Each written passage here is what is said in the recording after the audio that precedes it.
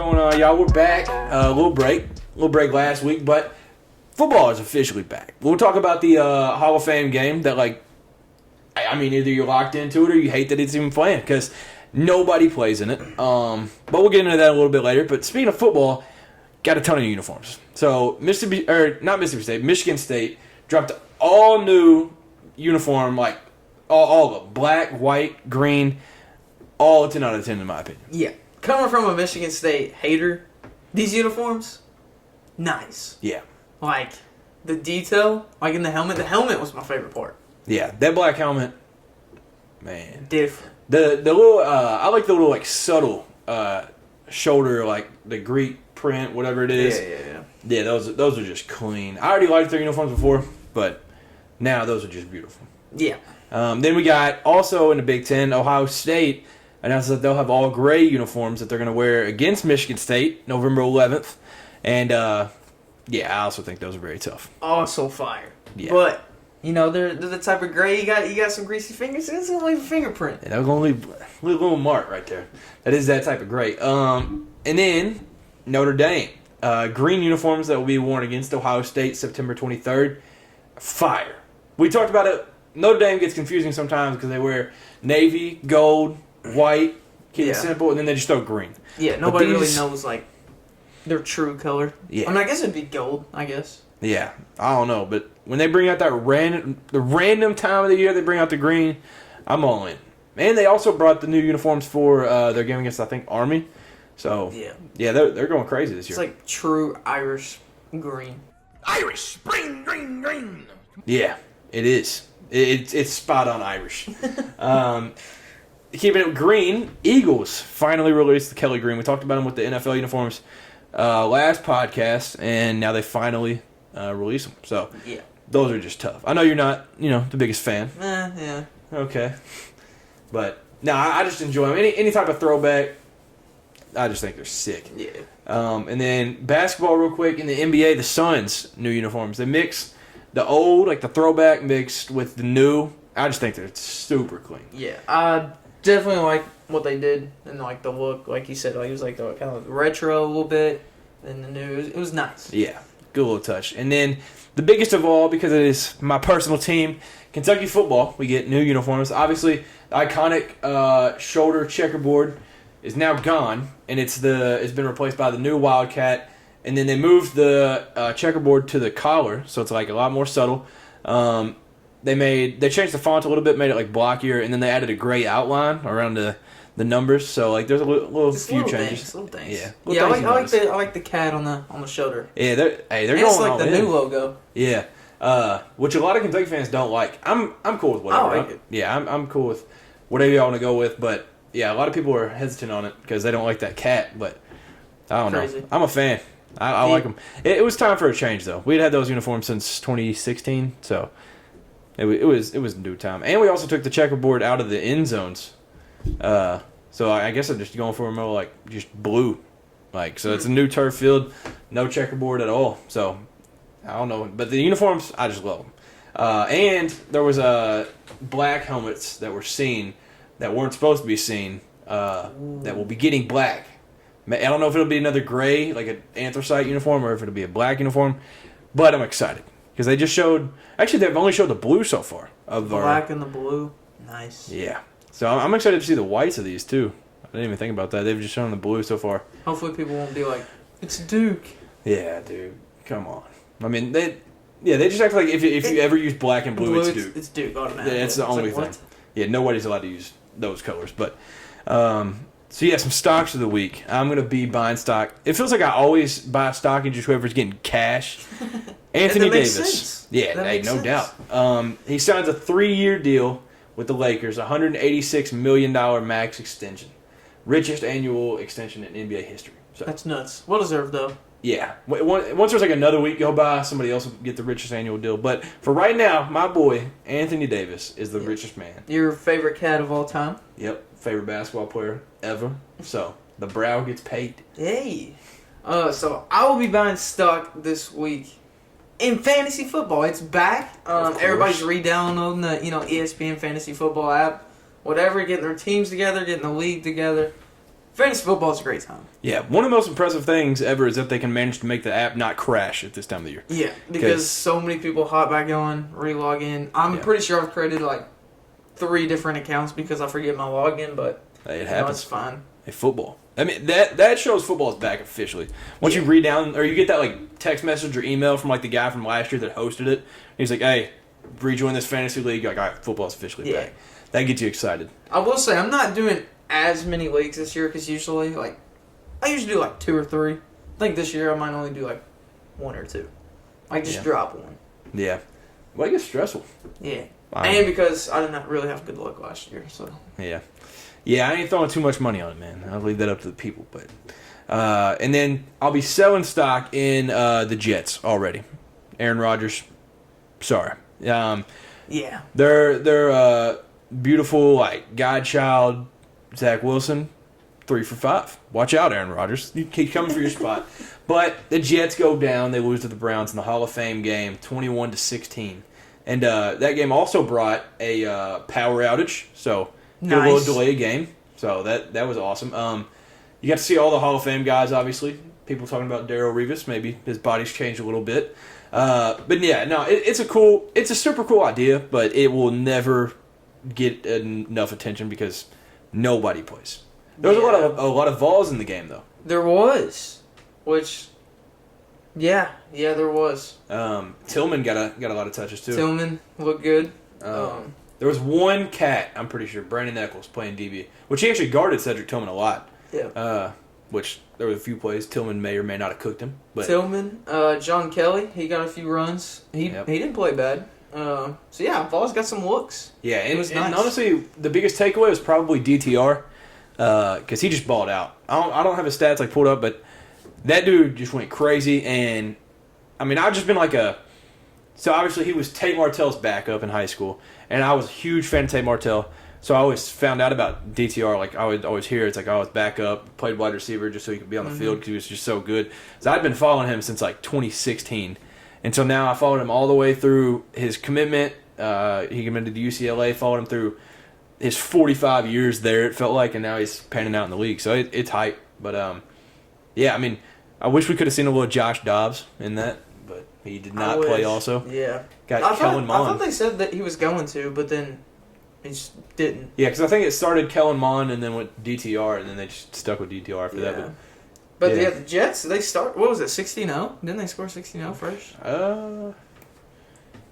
don't know. No. I don't remember what. One of the teams just missed missed a field goal like right off rip, and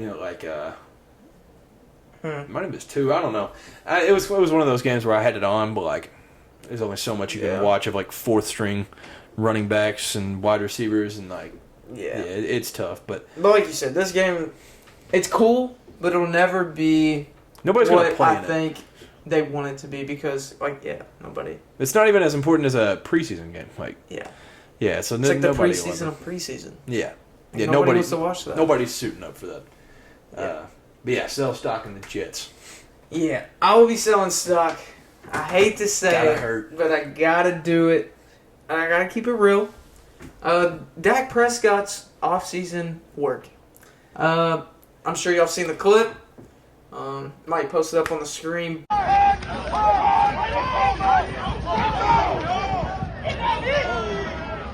But yeah, Dak Prescott throwing in the double coverage. I don't know if it was just like a fluke thing and like somebody got on video and was like, "This is Dak," but yeah, it's not looking good. It didn't make Cowboys fans feel good for sure. Yeah. Yeah, he had 3 interceptions. Yeah. Not the best of look. And he was mouthing off a little bit with Trayvon Diggs too. Yeah, him and Trayvon Diggs went at it, but then Trayvon Diggs came back and said like, "Hey, that's my brother. Like, that's just being competitive." I didn't see that. Yeah, I mean, it's football. That's gonna happen. Like no matter what. Hey, make each other better. I'd rather them be like that than not. Than just like because soft. I feel like if they're not like that, then there's something going on. But yeah. Yeah. I hope Dak pans out like this season. I hope this is just like a fluke. Like somebody's getting these like rare videos and he's actually just balling out or something. Because, man, who is the backup right now? It ain't Ben DiNucci. That's what it should be. Hey, Ben DiNucci was nice. No, it's the dude with the red hair. Cooper Rush? Or I don't even know, honestly. Yeah, I don't even know, but hopefully we don't have to figure out who it is and Dak can step up. Because I feel like ever since Dak, went to the Cowboys, he was hated just off rip because he was a Cowboys quarterback. Even his rookie season when he was balling out and went so many games without a pick, people were still hating on him. It is Cooper Rush as the backup. And legend, third string quarterback Will Grier. That is amazing. I mean, I want to see Will Grier play some ball in the preseason games. That would be hype. Will Grier is just electric. I love that dude so much. Man, that's my not childhood, but teens college football quarterback. Yeah. Just absolutely torching the entire Big 12, hanging 70 on the board every week.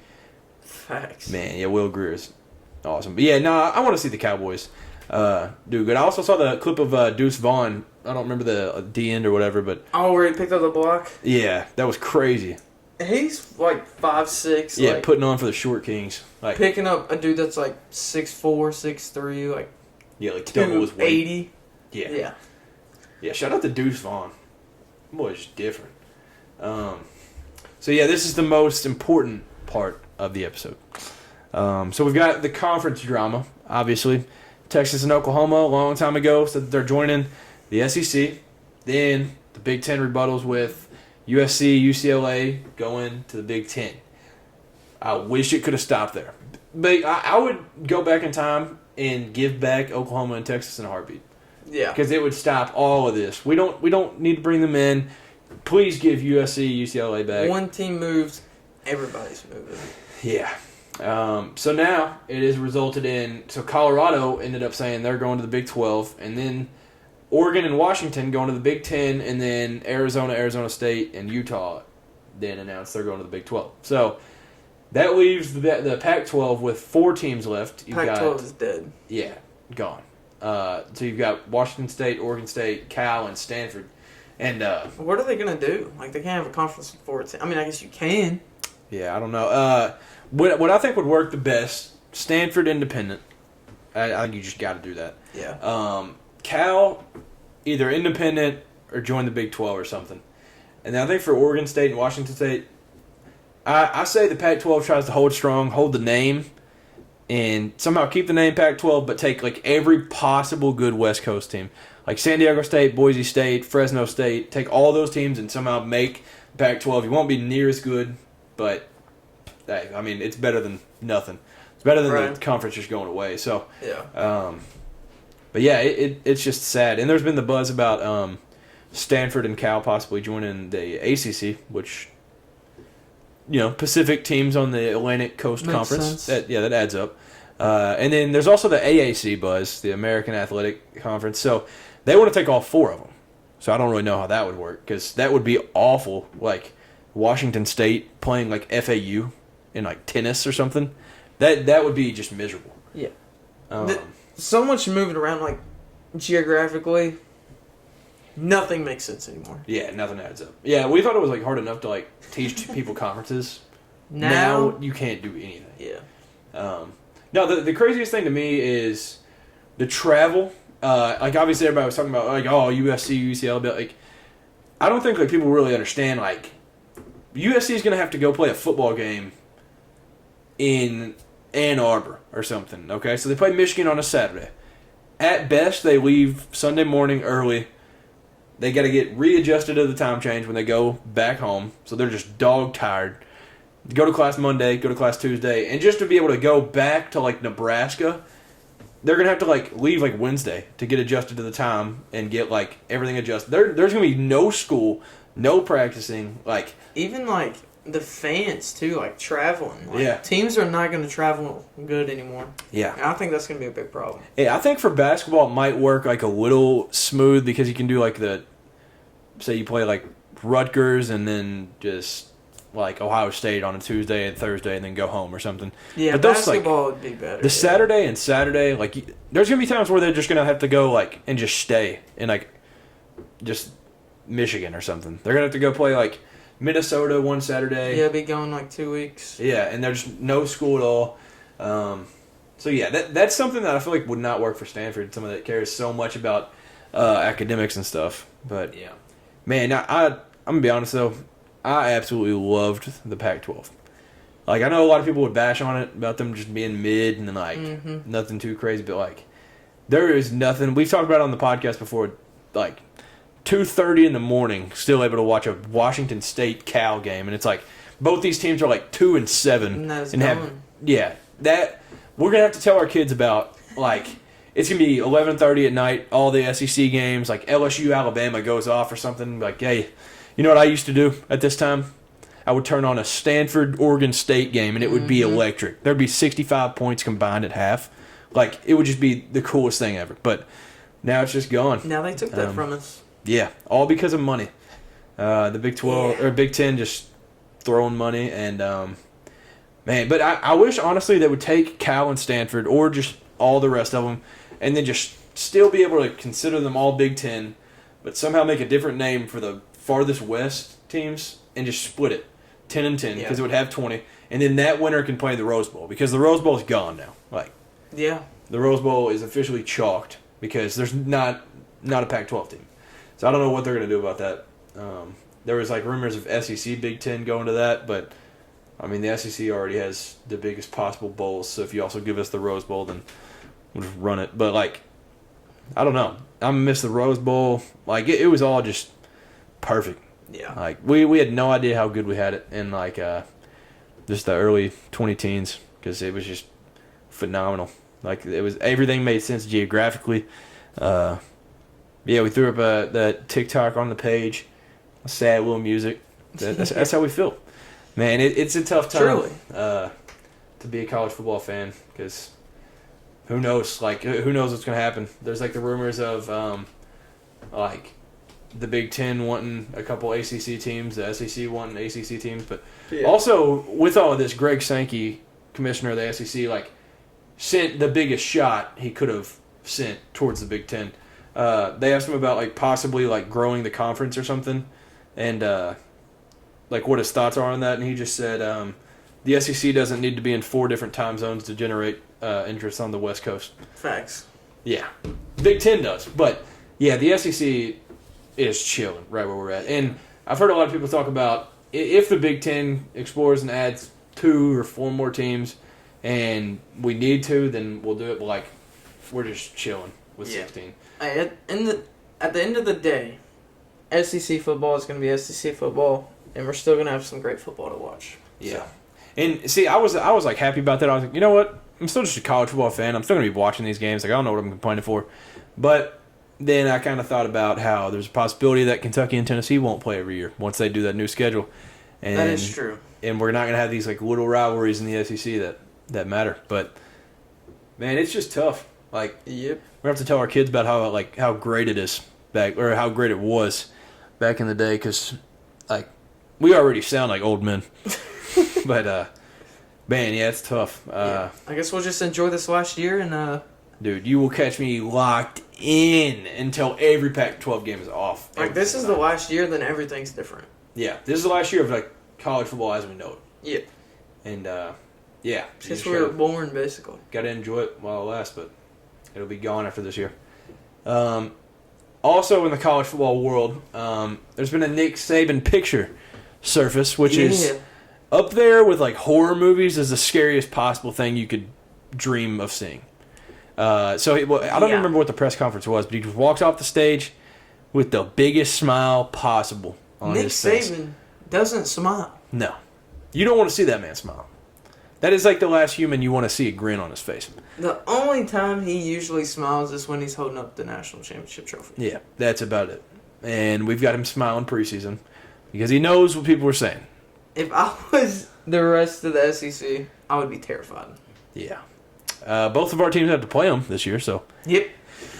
Hey, third Saturday in October, every year. Yeah, ours is November 11th, so it'll be a little chilly. Nice. But, nice. Man, yeah, that'll be a tough game. Because that, like we said, you don't want to see that man smile. But you know exactly what's going through his head. He's like, okay, people are doubting me. I love this. Like, yeah. Once like Tua and Jalen Hurts and all them were gone, they were like, oh, now he's just got this white quarterback Mac Jones, and he's hanging 60 plus on teams and winning the Natty. Yep. So maybe it could be another year like that. Maybe Tyler Buckner, Heisman, we'll call it now. But yeah, no, it's definitely a scary sight for just all of college football in general, but mostly the SEC because you're just getting destroyed. Yeah. And then other great news in college football. I don't even know. Like, I feel like it's every couple of weeks something Biggest new. news of the year. Yeah. College football is officially confirmed for next summer. So, we were talking about who's going to be on the cover. I said if they go, like, based off this year, it'll probably just be who wins Heisman. But, like, maybe it's just Caleb Williams. Like, he won Heisman. He'll be the number one pick. That's what I'm hoping. Like what we talked about earlier, is you get to pick the cover that you want. I don't know why EA hasn't done this yet. I mean, I guess that would defeat the purpose of like being like the cover athlete. Yeah. Like if you just got the pick who you wanted, but yeah, I'm hoping they do like something to recognize the past college football years. Yeah, like they just got to go all in with this cover. We talked about the all the Heisman winners that had been missed. Yeah. So what? Since then, you got Mariota, Henry, Lamar, Baker, Kyler. I can just see it now, like in the middle. It's like NCAA football 24. It's got like the college football playoff trophy right in the middle. Yep, and it's got like the EA Sports logo, and then trophy. All around it in the circles, like all the Heisman winners since like. Yeah, I'm all in for that. I'll pay whatever dollar you put on that. That would be the sickest cover they could possibly do. Yeah. So yeah, I'm definitely down for that cover. But yeah, I don't know who it'll be. Like if it's just whoever wins Heisman this year, then I guess that's cool. But like missed opportunity. Or at least like do how 2K does, put the Heisman from this year, whoever you want as the cover athlete from this year, but also make that deluxe edition with all the Heisman winners. Yeah. I'll pay that deluxe, guaranteed. I'll give you my money sure. instantly. But yeah, no, I'm excited. If this gets pushed back anymore, I'm going to go insane. There's no possible way it does. Surely. I can't say I really can't see it because they did it once, but since they confirmed it, I'm pretty sure it shouldn't be pushed back. Yeah, they better not. So, Kentucky, good news. We got possibly the highest rated quarterback commit of my life, I think. So Stone Saunders is class of 2025 4-star quarterback, commits to Kentucky over Nebraska, Miami, Michigan, and Georgia. Huge kid. That was his final 5, and so he commits to the Cats. Talks about why, all Liam Cohen basically. He was like, he's proven that even like just in his 1 year, his style works, and he's been in the NFL all these years. So. Yeah, huge pickup. Obviously, Cutter Boley, class of 24. So, like, it's one of those things where you keep stocking up quarterbacks each year. So he'll be a Cat. So I'm excited about him. And then speaking of quarterbacks, both of our quarterbacks were named to the preseason Davey O'Brien watch list. So, yeah, feels good. Yeah, which I feel like there was a lot of quarterbacks for that. But like, being on that list is pretty prestigious. Like just being talked about. At that level, that's like being in that discussion is huge. Yeah, that's like a top 20 quarterbacks probably preseason.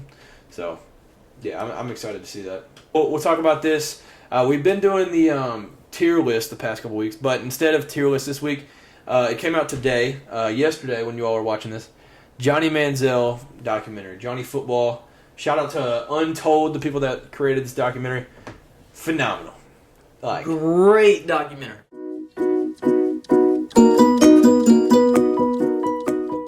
I'm an absolute dog for some sports documentaries. This is a top 3 documentary I might have ever seen. Yeah, you got like a list. Yeah, where you rank your documentaries. It's easily top 5. I put it at 3, behind The Last Dance, and I don't remember what 2 was, but yeah, this documentary, and it's a perfect length. It's like an hour. Yeah, it's not too long, but it gives you enough like. It gives you everything you could possibly want. I thought I knew almost everything there is to know about Johnny Manziel because I'm honestly a big Johnny Manziel fan of him in college. But yeah, I learned some stuff. So, really good documentary. Yeah, no doubt. That documentary, overall, it's just an emotional roller coaster, obviously. As a fan, obviously just watching it, it's like it goes through. So yeah, please skip this if you all have not watched it because we'll definitely spoil everything. But like, in the beginning, it talks about his high school. It's like, oh yeah, that's sick. Army high school, all this cool stuff, and then obviously he wants to go to Texas, like every kid in Texas. Doesn't get the offer, goes to A&M, so you're like already rooting for him, like this underdog doesn't get the offer that he wants, and then he's got, which looking back now is crazy. Cliff Kingsbury is his offensive coordinator, so it's just a wild thing. And just the season alone, the Heisman season, did so much. Kept Coach Sumlin a job. It got Cliff Kingsbury a Texas Tech head coaching job, eventually to the NFL. Like that season brought Texas A&M back to national prominence. You can't imagine a better freshman season. Yeah. From a player. Wow. Yeah, and they also talk about early on, like obviously July 1st, 2012, Texas A&M and Missouri joined the SEC. Yeah. And they had not been that good, like before that. No. And so it was like, what in the world is going to happen? So then, we talked about it, like Johnny Manziel, like when you talk about a system quarterback, whatever the opposite is, that is Johnny football. Because they played Florida, Cliff Kingsbury tries to put them in that system, they lose their first game ever. Second game, they score like 49, 50 points when he's like, all right, I'm just going to let him play. Like, I can't hold this guy. Thing. Yeah, and once you let Johnny Manziel play, dude, I got chills when they play that Alabama part, and they're like, everybody's like, good luck, Alabama's coming. Like, yeah, nice try. You play at Alabama, and then all the people talking, they're like, Texas A&M has as much a chance as I do winning the lottery. And so everybody was talking all this, and then Cliff Kingsbury was like, well, we have Johnny. So then that's all that they needed. So obviously everybody knows that game, the like fumble up in the air, throw in the end zone, all the crazy plays, just electric. Like that's both like our childhood guy. So it's so cool to be able to see the background of his life. It was like obviously sad parts too. Yeah. Very. A lot of sad parts, and I thought it was funny because at the beginning it was like right before he got to A&M or like right after he got there or something. He got arrested, and he said all he remembers was like having his shirt off, blacked out on like a bench somewhere, and he like woke up in jail, and that's like all he remembers. And Coach Sumlin, which that was his first year, he was like, "This is very unusual and out of character for Johnny." And then he was like, "Oh, that's funny looking back because that's definitely in character, and that's exactly what I do." He was a different breed on the field and off, really. Yeah, and it was sad and a cool thing where he said.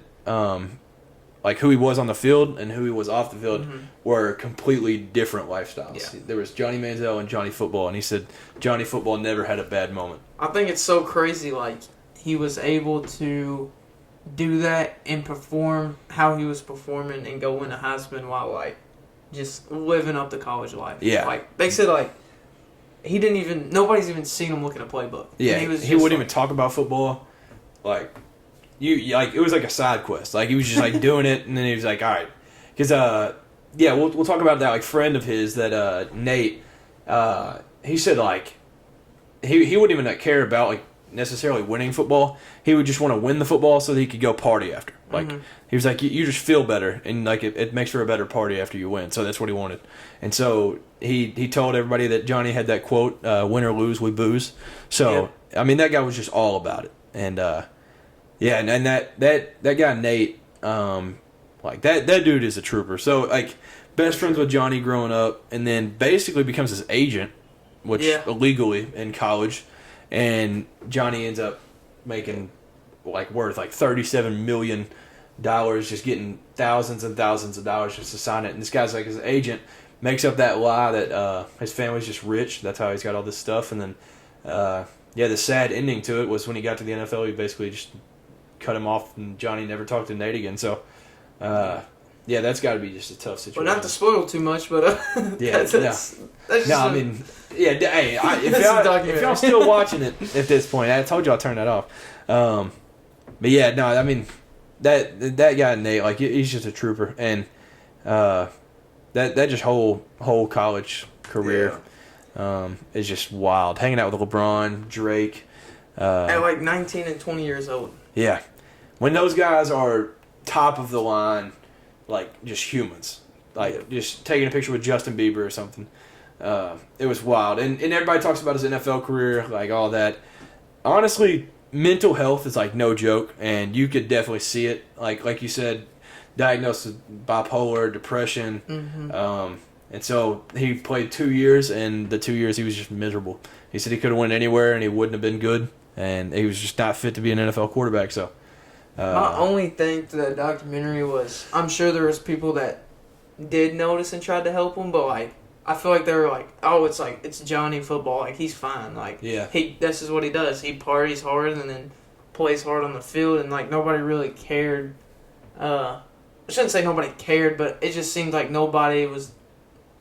Yeah, it looked like from the outside nobody was like checking on him. Yeah, like how he actually was. Yeah. Yeah, I definitely did notice that too, which is a sad thing because it's just like, oh, he's an NFL player. There can't be anything wrong. Yeah, they act like it's just like a robot or something at that point.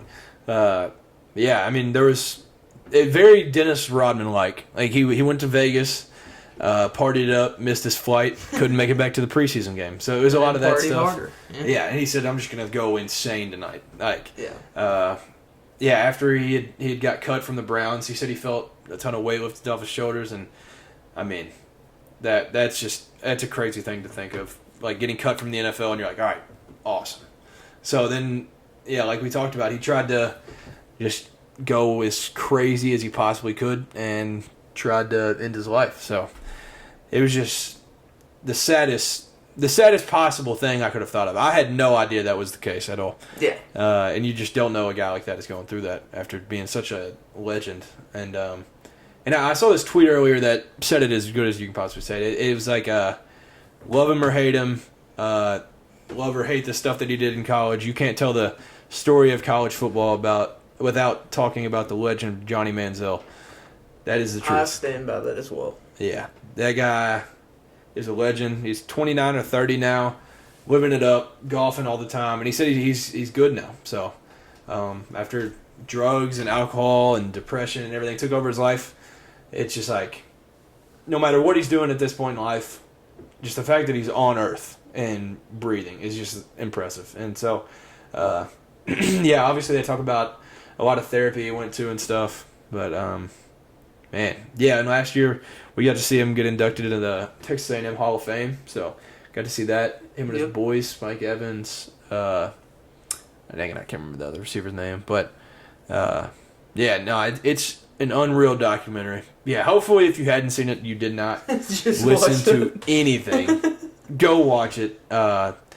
Outstanding documentary, and soon Swamp Kings too. So that'll be coming out the 22nd. Banger after banger. Yeah, they're going crazy with it. And Hard Knocks just came out today. Yep.